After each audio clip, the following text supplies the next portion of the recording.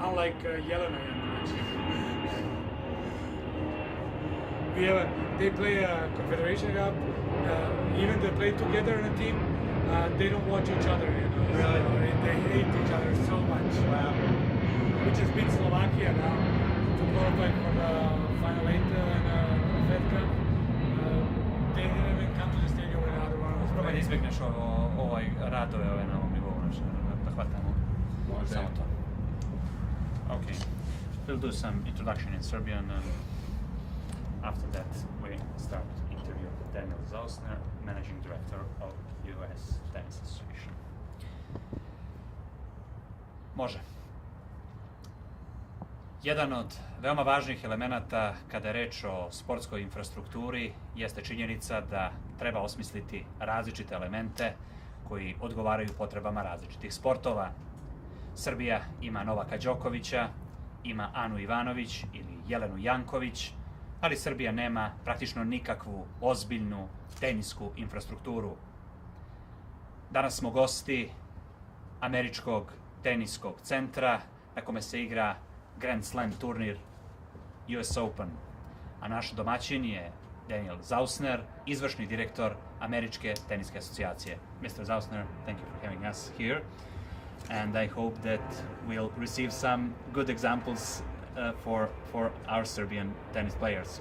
Well, welcome to the USTA Billie Jean King National Tennis Center. Okay. This facility is very specific when we speak about models of financing, and this is one globally recognized brand, US Open. How do you manage to facilitate this type of stadium through 12 months a year, although you have just one big event that is lasting just 1 month or shorter?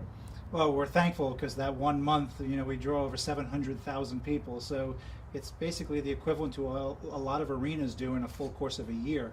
So we do that in 2 weeks' time for this. Plus, then we do the qualifier the week, the tournament before that.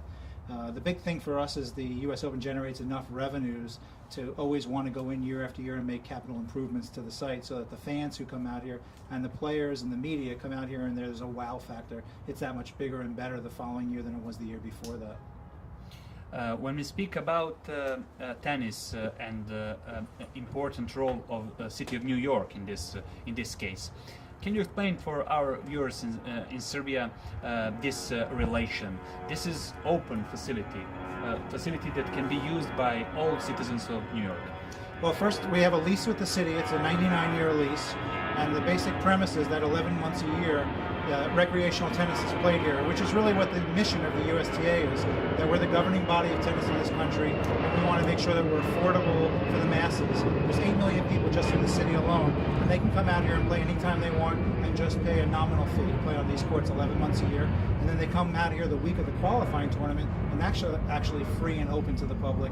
And then the 2 weeks of the tournament, obviously we charge for that. But basically 11 months a year, recreational tennis, 1 week a year for the qualifier tournament, free to the public, and then the 2 weeks of the Grand Slam tournament. Obviously, New York has its climate that is including not just fine weather as we are enjoying now, but also winter, also rain, and so on. What type of events is organized that can bridge this gap in year where you can't use this court because of rain or snow? It's a great question. It's very difficult because once you get to late October through March and sometimes early April, an outdoor stadium is really not conducive for many things besides just winterization. So we have to really focus on what we can do outdoors late April, May, June, and July, and then right after the tournament in October. But the important thing is it's a huge undertaking to build up for the U.S. Open and then tear down afterwards. And that takes up a lot of the valuable energy of the site. So our priority is recreational tennis, and then side by side, we have to build up for the Open and then tear down right after the Open. How important is connection that this facility has with corporate sponsors. Obviously, US Open is one of the biggest events in world tennis and one of the biggest events in whole sport in the world. How important is the role we see this advertisement, several biggest multinational corporations that are interested in involving this. How this link is applied on this facility? Well, I mean, first of all, our sponsors make up at least 25% of the revenues of the Open in general, so it's very important. Ticket sales are our largest. Broadcast revenue and sponsorship revenue are critical to the success of the event, and that's the only way we're able to actually generate the dollars that goes towards our mission of growing the sport across the country. So, and then don't forget about the fact that our sponsors play a critical role for us with our broadcast partners too, and we're broadcasting to 180 plus countries, so they're a very important part of the whole process of operating the event. You're familiar with Serbian players. Serbian tennis players are playing important role in US Open for years.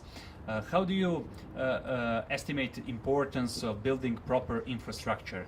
This this facility is a good example of city involvement, state involvement in allowing big numbers of people to can have a shot to do and try to go to the big stage. How important for the young players in Serbia? These big players of ours are mostly financed by their parents and not by state or whatever. How important is this type of facilities for developing young tennis players in the future?